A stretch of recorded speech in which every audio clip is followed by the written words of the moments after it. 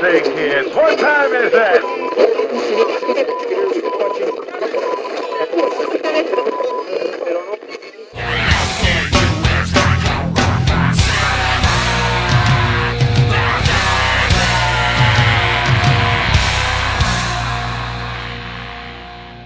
Hey, it's Edson at GeekTime TV, and I want to talk about Berserker number 7.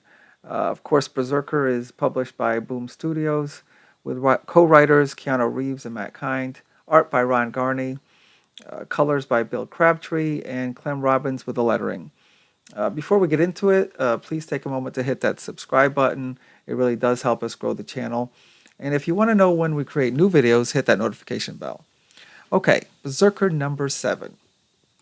So this issue starts off with a conversation between two people. There's Berserker, the story's main character, and someone named Caldwell, who I don't think we've seen before in previous issues.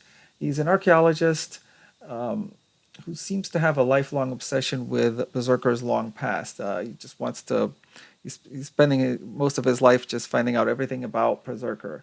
He talks about that artifact that Berserker and his handler retrieved in last issue's mission. In one long flashback, he tells Berserker how it had been in possession of the Nazis in the 1940s, and he goes back thousands of years as it changes hands through different civilizations, each of whom thought of this as an object of great power. The origin of this artifact goes back to 2300 BC at the Battle of Babylonia, which Caldwell reminds him that Berserker was a big part of.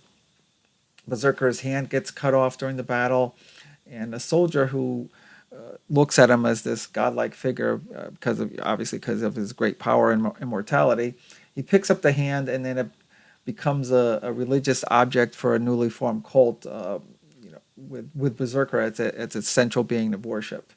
And then as Berserker comes to terms that what's in this box all along has been his hand or what's left of it, he makes some comments about denouncing cult. Obviously, it's not something he wants. He doesn't want to be a central figure of worship or get any kind of attention in this. He obviously doesn't like anything about cults.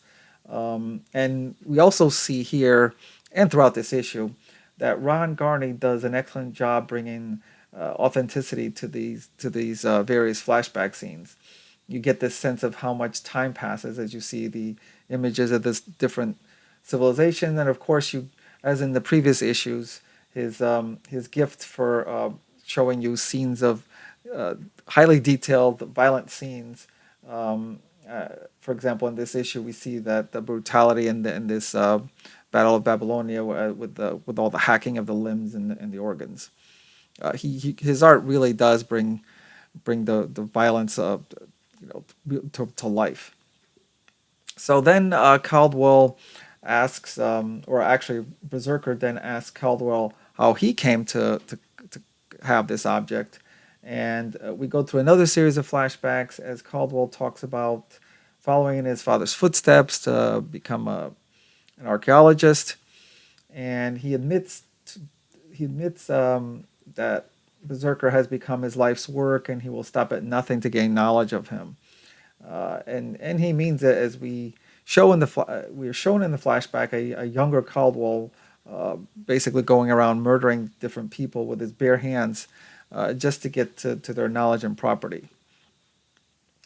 Then Berserker acknowledges that Caldwell has quite a bit of knowledge of him, but he questions well, how is that going to help him, because Caldwell is also working with the Americans, of course, with the promise of getting to the point of Berserker's problem of immortality, and obviously he still hasn't figured it out, and he's trying to figure out this long history of this object and all of that Caldwell knows about Berserker. How is that going to help him? So in response, Caldwell brings up this Protocol X, which we first heard about at the end of last issue. He goes on to explain that it's designed to put Berserker under this incredible amount of pressure because they've come to find out that that putting him under a lot of pressure to the point of where he kind of just his emotions just explode on it. That gives him like an avenue towards his memories that he still hasn't been able to get at, specifically the memories of his origin, where he was born, or and where he came from. So Caldwell goes on to explain that Berserker will be put in this small box where he could barely fit into this box, all crunched in there, and he's going to be buried in a 2-mile hole in the Mojave Desert, middle of the Mojave Desert, 2-mile deep hole, buried in there in this box with no way out. Then they kind of they just let the pressure build and hope that at some point I mean this really looks like it'll really test just how much Berserker's power is. I mean he's got to escape through 2 miles of desert dirt basically. So they're hoping that he'll get to a point where he kind of just his motions and his body just explodes with power, and then that will give him access to the memories that he's missing. And that's where we leave him off. I mean, just last issue at the very end of the issue. That's where we're left off. Where we're just about to see what the pressure is going to do to him, and it's like, okay, wow. Don't know what's going to happen next, but looking forward to it. It's for an issue that is basically one long conversation just between two characters. This issue definitely kept my interest throughout. I know part of it was definitely Ron Garney's art, which continues to be just really incredible. But also the subject matter that they talk about, that they go through with little flashbacks. It definitely held my interest, and it gives you more light into this mysterious character's past.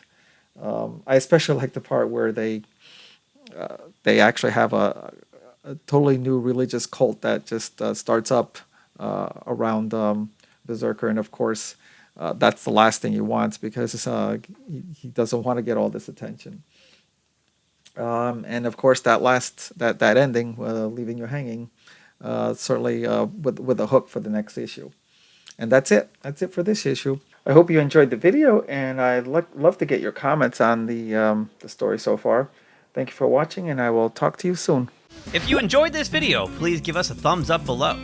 Also, please subscribe to GeekTime TV. It really helps us grow the channel. And make sure you hit that bell icon in order to receive notifications every time we drop new content here. You can also check us out on social media on Twitter, Facebook, and Instagram at GeekTimeNet. Thanks again for watching. We will see you soon. Say, kids, what time is that?